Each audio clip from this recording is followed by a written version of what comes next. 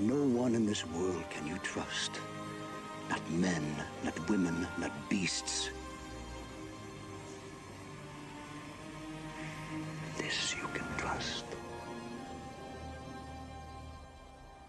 Hello and welcome to another episode of Glory of Golden State Gaming. I'm your host, Swamp Swimmer, and with me, as always, the fire to my brimstone, Vespasian. And I missed that. I've been on the sidelines while you spent time with other players. I feel a little left out. No, How you doing, everybody? Henry and I had a great time talking about his games at the Masters. Had a little more exposure to the Vampire Covenant we don't see too much on this channel, so that was really fun. But that's not what I would like to talk about before this battle report. I want to talk about a very momentous occasion. We have hit over 500 subscribers on the channel. Woo! Yay! That's awesome. One year in. Thank you everybody for that. It's amazing. Thanks for all your support. The thanks goes to everyone watching. We appreciate all of our viewers. We want to hear more from you. Hit us up in the comments. And basically my question is for you. What do you want to see moving forward? What's going to get us to 1,000 subscribers?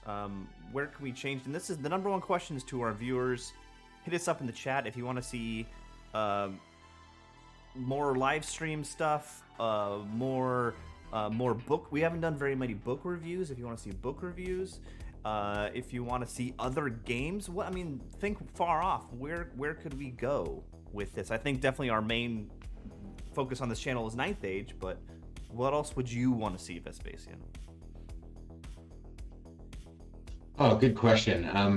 I do think that it would be fun to do some more kind of lore, background, fluff related stuff. I really like the one that you did of the rereading of the VS background piece. That was really cool. I think we could hopefully play around with that. I'm not an amazing hobbyist. These days I've been commissioning more stuff than I've been painting. So I don't know that that's ever going to be a big feature for me, but maybe you could bring in somebody that is a good hobbyist. Like maybe you could bring in Steve to do some, I did promise that. And we have or you need to do that army overview. Remember? You were supposed to do an army overview of your beast herd. So yeah. I promised to do that, but I have been dragging my feet and I haven't had a time to do it with Steve. But we could totally do that. That's a very good point. Yeah, stuff like that I think would be cool. It's because it's not just about the games, although that's a big part of it. It's also cool to like kind of build out the support, around the hobby too. So yeah, definitely the dramatic reading I did of the Vermin Swarm background book. That was really fun. It felt really good to do something different and creative. It was a little bit difficult to get in front of the camera and act, quote unquote act. But I thought it was really cool, and all the response I got was like super high. Like everyone was super stoked about it. So we should definitely think about doing something like that. Yeah. But let's get into the battle report. So first off, we are doing now battle reports for March to War 2022, which was in Portland, Oregon, ran by Andrew Gedden up there, who's a great guy. We did not do a list review, but our good friends, including Ben from Seattle, have started their own podcast, and they did a list review.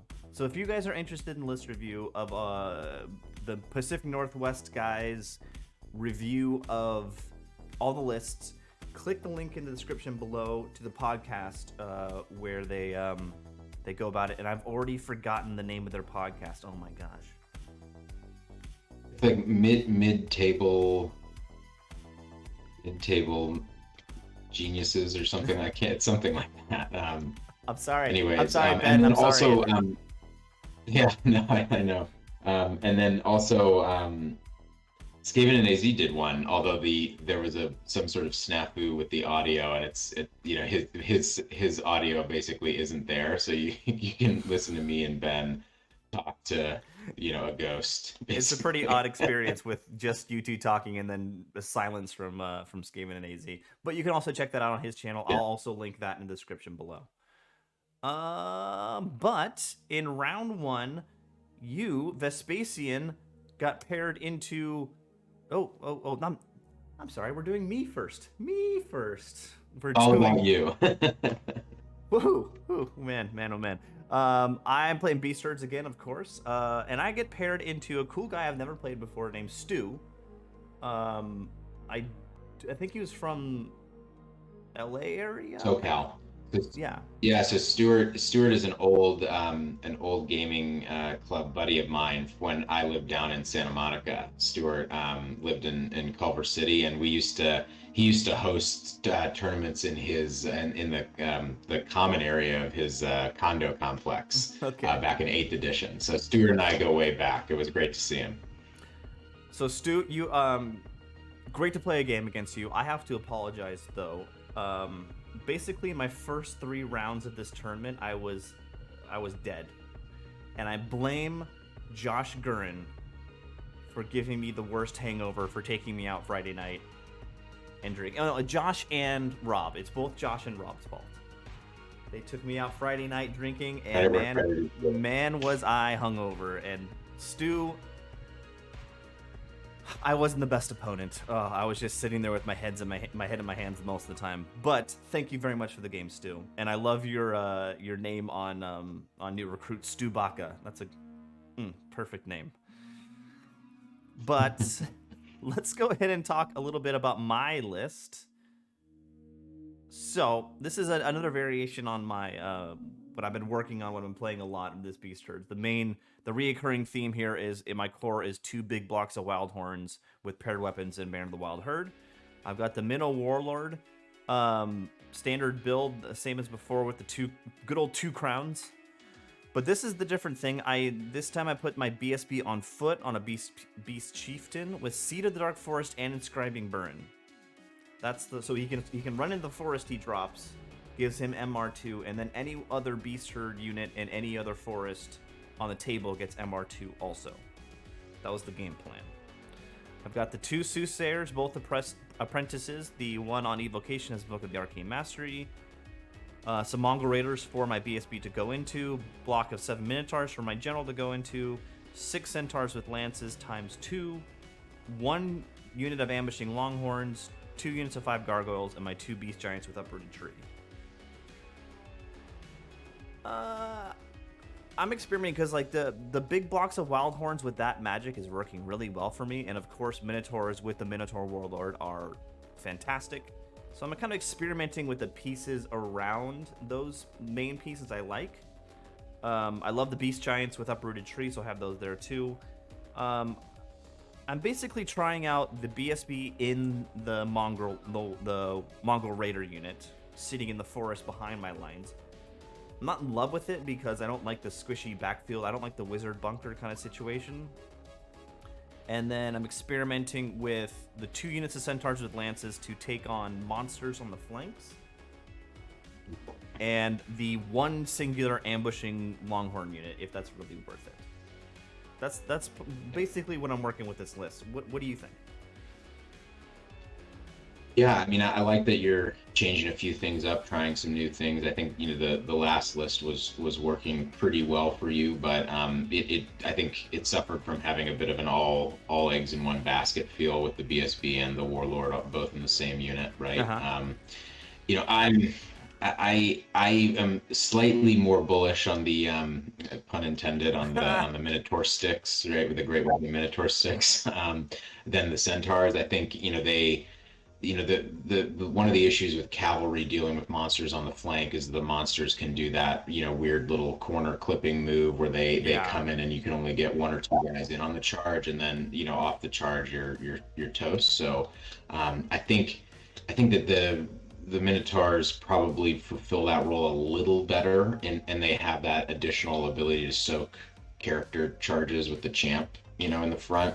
So I think that would be the one change I'd probably make here. But otherwise, I think that the Inscribing Buren is something you never see. Yeah, so true. I love seeing that on the table. Combined with Seed of the Dark Forest is a cool little combo that, that guy's basically like a pretty decent caster, brings a free forest and MR2 to like half your army for 340 points, and he's a BSB. That's not a bad return on investment, I would say. So Yeah. I'm interested to see how it works out. I agree with you. I can see what you're saying about the minnow sticks, but I'm thinking centaurs are better, even with after playing these 5 games in this tournament, for 2 reasons. One, they're a zoning threat, while the minnow sticks are not really. Yeah. They're swinging at initiative instead of swinging at initiative 0, and that you don't have to worry about. And because I run them on the flanks, I don't have to worry about frenzy baiting. Yeah, that's fair. That's fair. That's, Okay. That's just So my 2 there's cents, some. but I Are get it. they dead even on cost, or is there a difference? The minnow sticks are like 20 points more, 265. Okay. Yeah. Well, we'll get 5 test cases and see how they work out. But I am playing Stu's Demon Legion here. He's got the Omen, Master on Thaumaturgy. He's got a Harbinger, Adept on Witchcraft. 21 Succubi with the Smothering Coils, which is scary for me. And 24 Succubi with Mesmerizing Plumage, which is also scary for me. 6 Clawed Fiends, which are very scary. 3 Basin Beasts. 8 Eidolons. 10 Hellhounds. 2 units of 5 Sirens. And 3 Veil Serpents with the Champion, so they're casters also. This is an interesting list.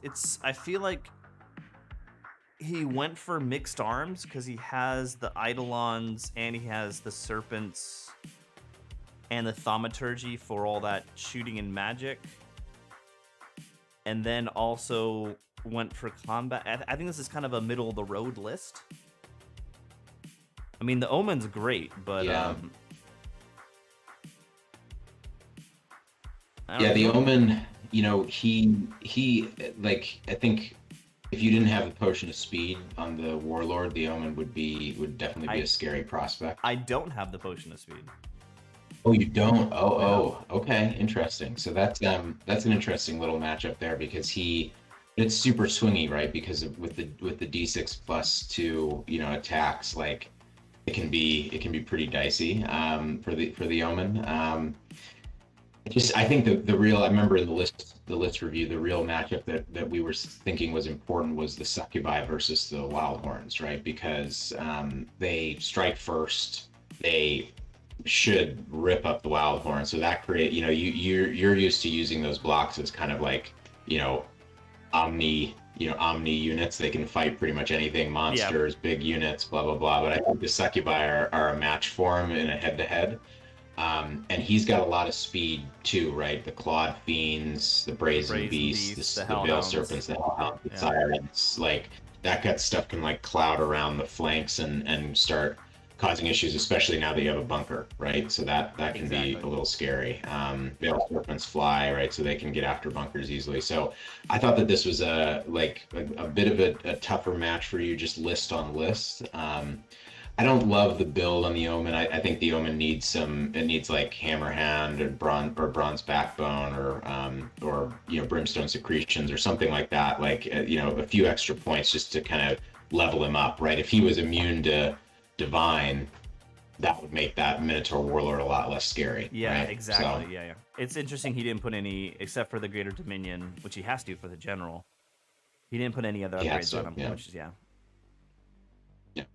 Interesting. Well, we'll see how this goes. Yeah. So this is, what was it? It was hold the center and what was deployment? I already forgot. Geez, now I'm forgetting too. Dawn Assault. So yeah. Well, this doesn't make sense, and he's all over the place. Well, I don't know. Maybe we did this wrong, but who cares? Okay, so from his... I think it was... I can go. Anyways, I'm pretty sure it was Dawn Assault, but I think we might have played it wrong because he's all over the board here. Far left, we have the Eidolons, then the Sirens, then his Omen in the unit of Clawed Fiends with the Hellhounds behind them. Then this is the Mesmerizing Plumage Succubi with the character in it. Then his what are they called? Brazen Beasts. Then his Veil Serpents here. The other unit succubi with the one to give them +1 to wound, and then another unit of sirens here on the far right, a little out of the camera. And I set up down the middle. I think I dropped to go first, if I remember correctly. Yes, I did.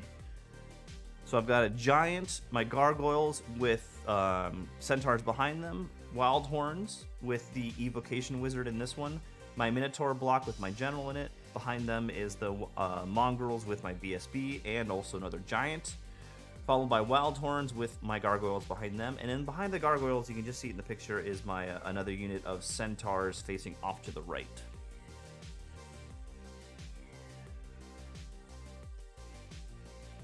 So I think I dropped quickly because I wanted to just stay in the center because I knew it was the center. So I put all my scoring units toward the center, and then in response, he went wide everywhere. Yeah, try to take advantage of the speed, I guess. Yeah, this was done assault because he didn't deploy on the top left here, but then the sirens vanguarded into there, and then the eidolons scouted. That's why. Yeah, it's done assault. Sure. Okay, that makes sense. Yeah, so I'm feeling okay. I got first turn, which I wanted to get on top of that center objective, and I want the fight. Yeah, you got a pretty dominant position on the center, which is big. So yeah. And my turn 1, I just basically push up, keep everything in my front arc. The one thing I'm worried about with shooting is I'm worried that he's gonna shoot those eidolons on the far left. Out of frame is my giants on the far left also, but you can't really see it out of the arc of the eidolons. Yeah, get the and this piece of white paper. I packed everything for this tournament except I forgot a forest, which was my Seed Dark Forest, so I used a piece of white paper here for the whole tournament. Got my BSB in there. So in the magic phase, I get Clouded Eye off on these centaurs, which are the ones off on the left. I'm afraid the eidolons are going to shoot. So they are a hard target, which is nice. And I get Blackwing Totem off on my Minotaur unit, so I'm going for some long charges next turn, hopefully. Yep. So this is his movement. I think I missed a picture here. Yeah, this is his movement phase. Actually, this is my movement phase, the bot on top of 2. So let's go over his movement first. He moves very quickly with his Claude Fiends and his Omen around this impassable over to my left, which is kind of my weak flank. Everything else he kind of shuffles and stays back. But I think he was trying to go for a strong move on the left here. And he throws his sirens here. It's really far left of the picture, but throws his sirens in front of my giant to chaff them, so I don't get a flank charge into his big unit here. Okay. In the shooting phase, I don't think he really did anything. I think he rolled poorly with the dice, and same with the magic phase. I don't remember anything happening. It doesn't look like he killed anything. Yeah. I think all I remember is trying to stop was Wrath of God. Yeah, sure. So then in my phase, I turn, because also these succubi are facing to the left up here. They're going to try to follow around the Claude Fiends around the impassable. Oh, interesting. Okay. So I think only thing in the center really facing down the center of the board is the Brazen Beasts. And I decide to turn my Wild Horns to face the oncoming Claude Fiends. But that's a very long charge for the Brazen Beasts here. Okay, I was going to ask, yeah. And you're just being cagey on the right, trying to hold off the... Exactly. I think the succubi. So, actually, you know what? These succubi, I think, are the mesmerizing plumage succubi. So that's why I felt the giant was a good match against them. He could kind of walk up and chaff them, and then he probably can't even get through a giant because I'll just stomp him. But that's what I'm thinking over here, and then I'm just keeping the Wildhorn block close to the center, but zoning everything over here. And then the centaurs, I'm trying to reform. I'm trying to bring them back in the center of the board, but they're kind of out of the game right now. Okay. So this is one thing I go aggressively in the center with the Minotaurs, and this is probably one mistake I made in the game. I really had no reason to go this far forward with the Minotaurs, but I wanted that center token. But what I do... Yeah, I mean, I guess with the Succubi facing away, and only really the Brazen Beasts and the Veil Serpents threatening, I mean, it doesn't... I don't know what the downside risk is, right? You kind of make it so that he can't get up onto the objective, which basically guarantees you a point in turn 2, right? It does seem like Stu kind of jammed himself up on the left with that impassable, right? Like right now the Hellhounds aren't even playing, right? You know, it would be a lot more interesting if he had the Hellhounds over by the Veil Serpents or something like that, right? Kind of threatening charges. I think he was thinking about my one ambushing unit, but really, in reality, that ambushing unit is not that strong, and I think it's a mind game that Ambush plays with people. They worry about the ambush unit when it's really insignificant. Yeah, I mean, he has no backline, so it seems, and everything else is super mobile or outfights them, so it seems like a little bit of a waste. But yeah, that's fair. I didn't think of that. On the left, you can't see it in the photo here, but my giant charges the sirens that are chaffing him in front of him. And then I throw my gargoyles up to chaff his big bad unit, the Clawed Fiends with his omen. Let's see here. Looks like that's just an extra photo. So I go in, I kill 4 of them, and then he hits his break test and he sticks with one guy. Okay. Which isn't that bad. It is what it is. I mean, the general's right there. It's not impossible, I guess. So he goes into the chaff with his general's unit. He moves his Eidolons back here and then also sets up his Hellhounds to countercharge the giant, I'm assuming. They're both facing that way. And then he brings the unit of Succubi back down to the center of the board to kind of go after the flank of my Wildhorns. And then he takes that long charge with the Brazen Beast into the front of the Minotaurs, which is a little scary. Oh, you know what? In the last in round 1, he did get off Wrath of God, because you can see it came down in my turn and killed a smattering on all 3 of these units in the center, and that's why I moved the BSB out of the forest to get him away from the blast zone. Got it. Yeah. So he takes that long charge with the Brazen Beast, and I think this is a little scary for me. If he spikes and like takes off my back line, which he totally could do, that might be really scary for me. This is where I think I messed up in the game. Yeah, because their D3 impact hits each or something like that. It's pretty strong. Yeah, they get all sorts of devastating charge bonuses, so it's battle focus. Yeah, it's pretty nasty. And then everything else and then the Succubi off to the right, he doesn't do anything. He stays where he is. So I'm a little afraid of what just happened. I could see him breaking my Minotaurs and then going in the flank of my Wildhorns, which would be a disaster. But we will see. And as you see here, he does do a bunch of damage to me, but I do a bunch of damage to him too.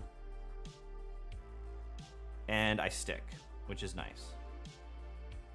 Nice, yeah. So he did like 12 wounds or something. Yeah. Pretty beefy. I'm surprised the Warlord didn't just take that unit off by himself.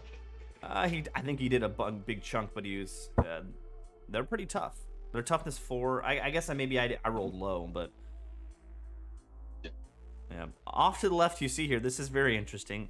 His so the giant in his combat, the giant kills the last wound on the chaff, turns to face. He decides to overrun with his Clawed Fiends after he kills my chaff, which was I think a big mistake for him. and then that gives me a triple charge into his flank, rear, and front. Yeah, it looks to me like what he should have done was he should have stayed where he was, reformed the Omen off to the other side so that he couldn't get hit from multiple angles. Exactly. And tried to minimize, because then you would have been. It looked like you would have had to bring the Centaurs and the Wildhorns both into the front, right? Yep. Which would have minimized the damage that he's right now. He maximized the amount of hits. Yeah, that's tough. So otherwise, I continue to do nothing on the right-hand side and play KG. I got the center holding pretty well here. I've got the left, looks like really good for me. We'll see. And as you can see, I blow up the whole unit. He kills a handful of Wildhorns. It looks like 8 of them, and maybe does a wound or 2 to the giant. And beyond that, I think I blew out the unit, and then his Omen died to crumble. Oh yeah. Okay. Fair enough. So that's brutal. It's a lot of points. Yeah, it's a lot of points for me. This is the way I reform, and then this is his movement phase. I also kill that last Brazen Beast with my Minotaurs, and then in his turn he throws the Veil Serpents into the Minotaurs to keep trying to whittle them down. Yeah. Okay. And he sets up to continue coming down the left flank with the Hellhounds, and the Eidolons will want to shoot. And that's exactly what the Eidolons do. They kill the giant. They one shot. He had 4 wounds left, and they take those last 4 wounds off the giant, and Tease goes away.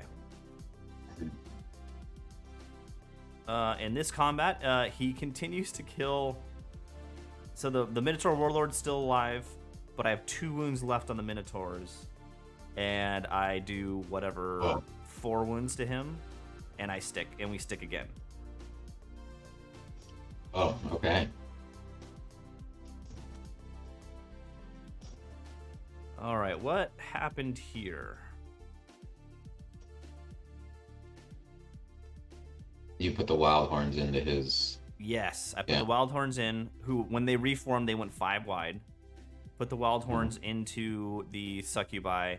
Put my Centaurs into his Eidolons. I took the stand and shoot, and he killed 2 of them. But 4 Centaurs should just blow up his Eidolons. And I'm continuing to let him come toward me on the right. Mm-hmm. And then in this magic phase, I get a bunch of magic off on this Wildhorn unit. Spectral Blades, Gnarled Hide, and Awaken the Beast +1 strength. Whoa. Okay. So they are going to be strength 5 re-rolling to wound, and I'm distracting. Yeah. Whoa.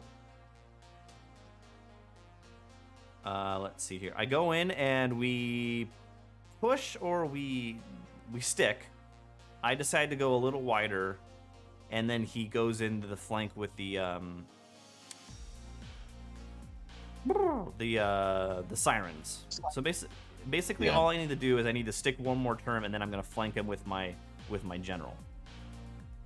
And then it'll be over. So I just have to stick. That's tough, because that unit is like inherently +1 to hit and +1 wound against you, right? So it's like it's got like 2 amazing buffs off just sitting there against your Wildhorn. So that's okay. My Centaurs blow up the Eidolons and turn around to face. The Hellhounds turn to face. And that's about it.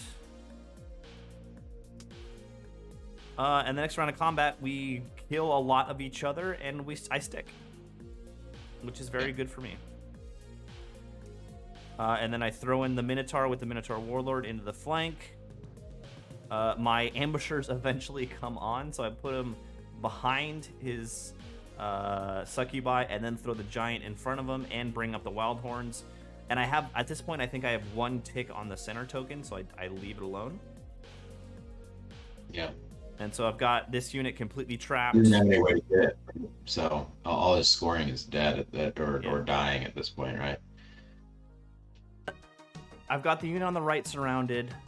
I'm going to win the combat in the center.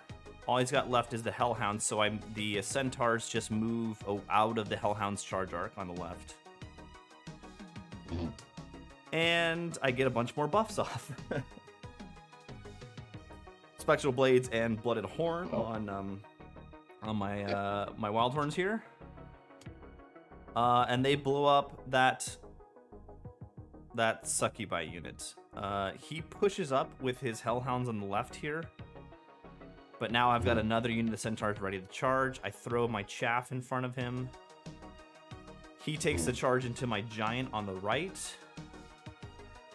And I think that's it. Yeah, at this point, that's the last picture I took, but I basically hit the Giant sticks on the right.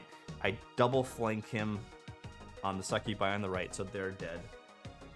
And then I think this was turn 6, and it was the bottom, so I just threw the Chaff in front of his Hellhounds. I didn't even want to test it out. I'm just going to give him my piece of Chaff, and then the game was over. I think I could have charged him with the Centaurs, but I didn't even want to risk it. Yeah, that unit has a lot of attacks. You know, even if you killed like 5 of them, right? They could still wipe the Centaur unit in return, cause a panic. You know, there's some weird stuff in there. So yeah, I think that's the right call. And that gives me a 20, which is a good start to the tournament. Stu, again. Absolutely. I'm sorry I 20'd you, and I was a horrible opponent because I was hungover. I asked for your forgiveness, Stu. I am sorry. But Stu's a great guy. We had a great game. I think going back, I think I made a little bit of a risky choice to push my Minotaurs that far up to take the charge from the Brazen Beasts.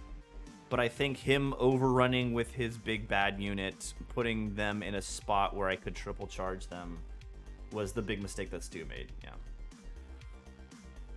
Yeah, I think like if you go back to deployment, I think that I'm just double checking one thing really quick, but I'm pretty sure I'm right. Yeah. Yeah. I think that that impassable, over on the left, the pyramid, with the way that he was positioned, just sort of created a big hole in the middle of his advance. Like if he wanted to press hard on one side, I think he probably would have been better off doing it over on the other, right? Yeah, I agree. Because he's got, I'm assuming that's a ruins, right? So like he can move around that and potentially use it to cause UDTs as you're coming into him or things like that. Like I think that this positioning basically creates a big gap in his advance. And then I think that turn where he turned the Succubi away from the central objective was also a big inflection point. Yeah, where right?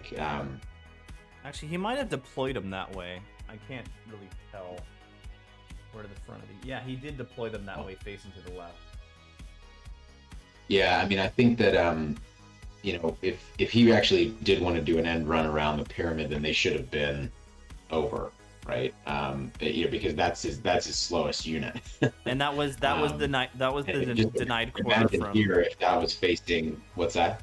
That was the denied corner from Dawn Assault, so he couldn't deploy anything farther left than they are right now. Well, then he should have had them where, if he wanted to do that, he should have had them where the quad fiends were. I gotcha. Or something. I still don't think, but like if you fast forward like a couple into his first turn movement, there, like imagine if that Succubi brick was facing down towards the center right now, right? Like then that move that you made with the Wild Horns becomes like a game losing move because he can go into the flank, break you, and then overrun into your BSB, right?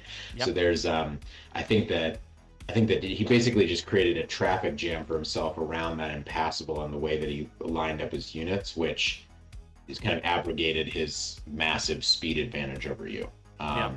And then he that kind of cascaded into the Hellhounds not doing anything essentially all game, and his other flank being totally unsupported, right, and basically in a standoff all game. So I think that was probably the core. Like I think Stuart should have probably done the mirror image of that and pushed on the other side hard and use the impassable to break up your advance on the left, basically. I don't know. Yeah, I agree. Anyway, that's good round work. 1. 20 points. Next battle report, we'll have Vespasian's round 1. Stu, again, thank you for the game. If you're still watching, please like and subscribe. And we'll see you on the next battle report. Thanks, everybody.